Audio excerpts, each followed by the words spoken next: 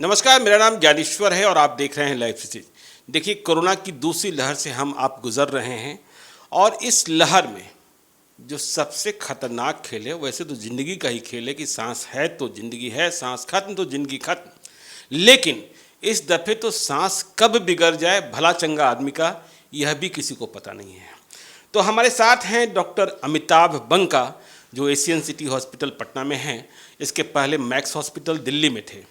तो पल्मोनोलॉजिस्ट हैं और इसी मामले के विशेषज्ञ हैं। तो मुझे लगा कि डॉक्टर अमिताभ बंका से बात करनी चाहिए। स्वागत है। धन्यवाद।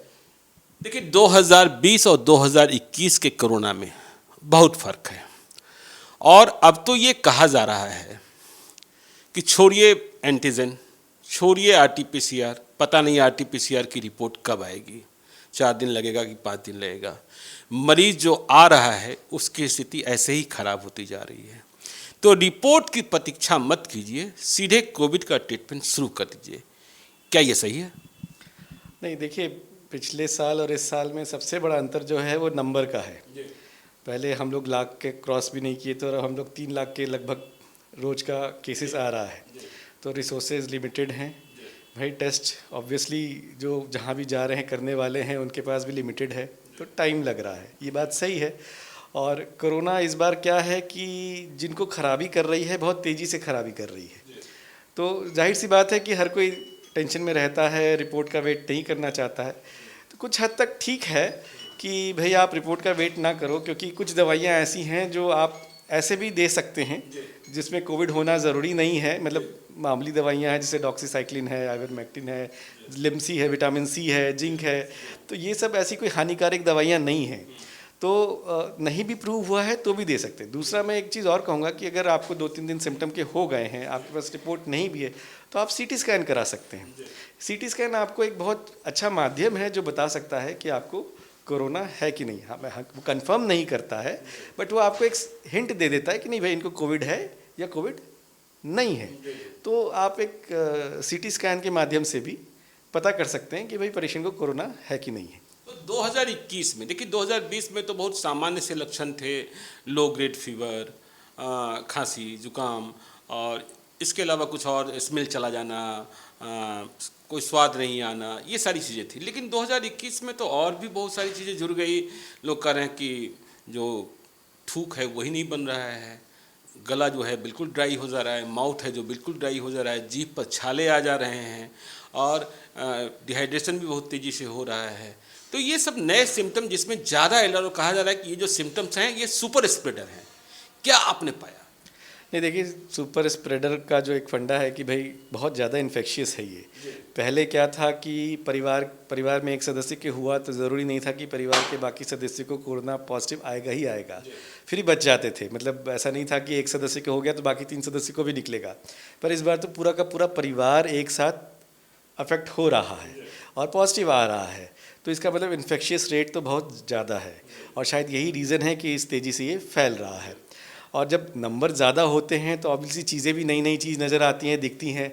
और सिम्टम्स भी जो हैं वो इस बार बहुत जल्दी जल्दी आ रही हैं। पहले क्या था कि भाई फीवर आया, धीरे धीरे आदमी डिटोरेट करता था या अचानक से डिटोरेट कर जाता था। इस बार क्या है कि लोग सिम्टम, जो माइल्ड केसेस भी हैं वो भी बहुत सिम्टोमेटिक हैं। पिछली बार माइल्ड केसेस में इतने सिम्टम्स नहीं थे, जैसे वीकनेस होना। इस बार तो पेशेंट पहले दिन से ही कह रहा है कि मुझे बहुत ज़्यादा वीकनेस लग रही है। तो दूसरा एक सिम्टम जैसा आपने बताया कि मुंह सूखना, तो ये एक सिम्टम है।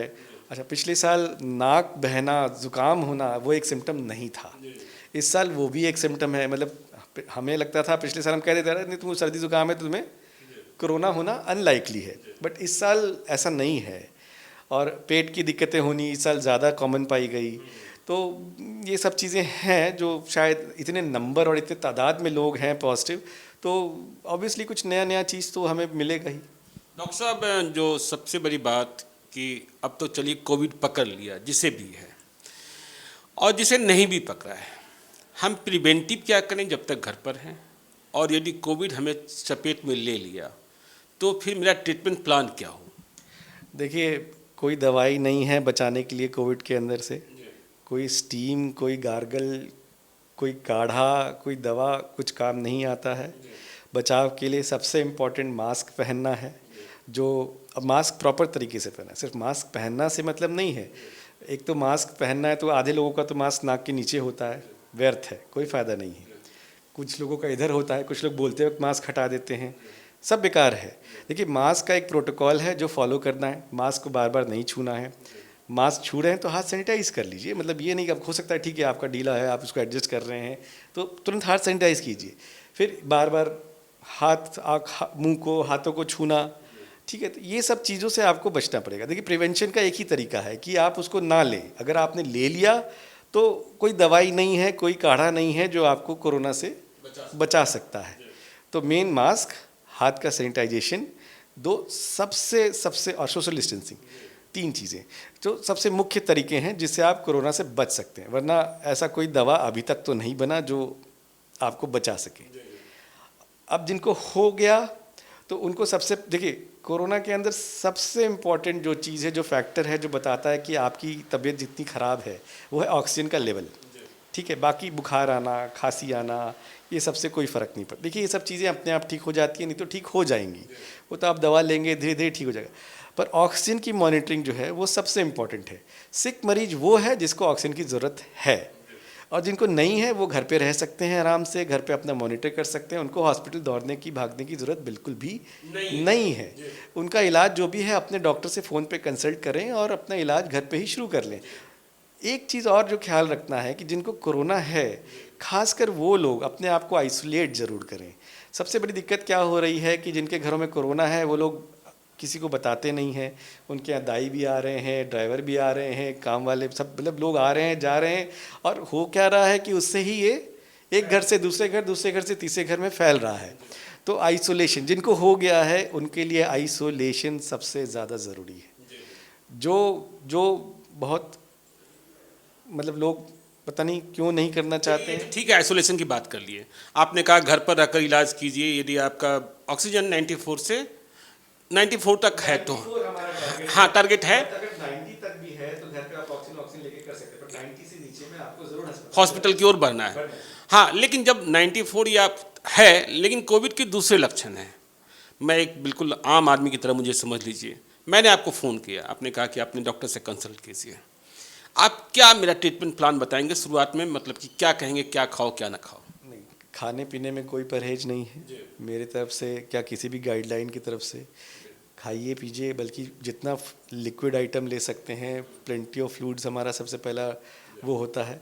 लिक्विड आइटम जितना ले सकते हैं लीजिए। लिक्विड मतलब पानी नहीं, मतलब सूप, जूस, कॉफ़ी, ये सब जो भी मतलब होते हैं वो सब आप जितना ले सकते हैं लीजिए। हेल्दी खाना खाइए, ठीक है, खाने में कोई परहेज नहीं। फ्रूट्स खाइए, वेजिटेबल्स खाइए, सब कुछ खाइए, खाने का कोई परहेज नहीं है। पहली बात, सिंपल सिम्टम्स, जैसे बुखार है तो डोलो ले लिया आदमी ने, खांसी है पैरास्टामोल ले लिया, खांसी है तो खांसी का सिरप ले लिया, बॉडी एक है तो भाई ठीक है आप भी पैरास्टामोल ले सकते हैं। वीकनेस है तो कोई मल्टीविटामिन स्टार्ट कर सकते हैं, खासकर विटामिन सी और जिंक का रोल बताया गया है तो वो आप ले सकते हैं, ठीक है। बाकी ऐसा कोई ट्रीटमेंट प्रोटोकॉल नहीं। देखिए कोई ऐसी दवाई नहीं है जो कोरोना से आपको बचा सकती है या कोरोना को ठीक कर सकती है। डॉक्टर साहब, एक सवाल पर आते हैं, वैक्सीनेशन। ये तो आप भी मान रहे हैं कि हर आदमी को वैक्सीनेट हो जाना चाहिए, और जो लोग वैक्सीनेट हो गए हैं उनकी ज़िंदगी, कम से कम जिन्होंने दोनों डोज ले लिए, वो तो सुरक्षित है। देखिए एक तो सबसे पहला प्रॉब्लम ये है कि लोग वैक्सीन सुनते ही सेफ अपने आप को महसूस करने, पहले डोज से ही लोग को लगता है कि मैंने वैक्सीन ले लिया, अब मैं कुछ भी कर सकता हूँ, मैं सुपरमैन हूँ, मैं ही मैन हूँ। ऐसा नहीं है सर। पहले तो दोनों डोज लगेगा, उसके भी 3 से 4 हफ्ते के बाद आपके बॉडी में इम्यूनिटी आती है, तो आपको वेट करना है। तब तक आपको सारे प्रिकॉशंस, सारे जो प्रोटोकॉल्स हैं वो फॉलो करने हैं। यहाँ सबसे बड़ी प्रॉब्लम क्या है कि एक वैक्सीन ले लिया, अरे मैंने तो वैक्सीन ले लिया था डॉक्टर साहब, फिर मुझे क्यों हो गया। तो एक ये जो धारणा है पहले तो इसको सुधारनी पड़ेगी। और हाँ, वैक्सीनेशन सबसे इम्पॉर्टेंट है। अब तो सरकार 1 तारीख से 18 साल से उम्र के सबको लगवाने के लिए कह रही है, तो मेरे ख्याल से सबको लगवाना ही चाहिए। डॉक्टर साहब, इसी सवाल पर आते हैं। देखिए कई लोगों का मत है, और आप भी मान रहे हैं कि यदि एक व्यक्ति को हो रहा है तो फिर ये एक व्यक्ति जो है कई लोगों को संक्रमित कर रहा है। तो कई लोग ये मान रहे हैं जिस तरीके से कम्युनिटी ट्रांसमिशन हो रहा है वही हो रहा है, तब तो 3 लाख रोज पेशेंट्स आ रहे हैं, और जितने अधिक टेस्टिंग्स होंगे पेशेंट्स अधिक बढ़ते ही जाएंगे। तो कुछ लोग ये मानते हैं कि जो लोग या समूह सबसे ज़्यादा लोगों के संपर्क में आ रहे हैं या आते हैं, जैसे सब्जी बेचने वाले, दूध बेचने वाले, अंडा बेचने वाले या गल्ला दुकान वाले, उन्हें सबसे पहले मोटिवेट कर वैक्सीनेट करने की कोशिश की जानी चाहिए, क्योंकि उनका जो है इंटरेक्शन दूसरे लोगों से बहुत ज़्यादा है। कितना सहमत? नहीं, देखिए वैक्सीनेशन तो सबकी होनी ही चाहिए, उसमें कोई दो मत तो है ही नहीं। बट आप जैसा कह रहे हैं कि देखिए वैक्सीनेशन से मैं उनका ट्रांसमिशन नहीं ऐसा नहीं है कि जो वैक्सीनेशन हो गया तो वो फैला नहीं सकते हैं। ठीक है, वैक्सीनेशन के बाद भी उनको इन्फेक्शन हो सकता है और वो औरों को फैला सकते हैं। ये है कि वैक्सीन से फ़ायदा क्या होगा कि उनमें अगर इन्फेक्शन होता है तो बीमारी जो है वो उग्र रूप नहीं लेगी, वो हल्के रूप से ही निकल जाएगी। ठीक है, तो वैक्सीनेशन से मैं ये नहीं कहूँगा कि ट्रांसमिशन बंद हो जाए, मतलब एक दूसरे को हम फैला नहीं सकते। मुझे वैक्सीन लग गया, मुझे 2 महीना हो गया, 3 महीना हो गया, इसका मतलब ये नहीं कि मैं किसी और को फैला नहीं सकता। तो वैक्सीनेशन के बाद भी आपको एक बेसिक प्रोटोकॉल तो फॉलो करना ही है, क्योंकि जिनको वैक्सीन नहीं लगा आप उनको तब भी फैला सकते हैं। क्योंकि अगर आपने बिना मास्क के घूम रहे हैं, कर रहे हैं और आपको इन्फेक्शन लग गया, आपको कोई दिक्कत नहीं आएगी, बट आप किसी और को तो दे ही सकते हैं ना। चलिए, बहुत बहुत धन्यवाद डॉक्टर अमिताभ बंका जी को। हम इनके साथ आगे भी बने रहेंगे, क्योंकि सांस का ही खेल है कोरोना की दूसरी लहर। तो यदि अब तक आपने हमारे यूट्यूब चैनल को सब्सक्राइब नहीं किया है तो जरूर कर लीजिएगा। यदि इस वीडियो को फेसबुक के माध्यम से देख रहे हैं तो पेज को लाइक कीजिएगा, ट्विटर पर भी हमें फॉलो कीजिए। धन्यवाद। और यदि कोई समस्या हो तो आप एशियन सिटी हॉस्पिटल आ भी सकते हैं, डॉक्टर अमिताभ बंका से सलाह भी ले सकते हैं। धन्यवाद।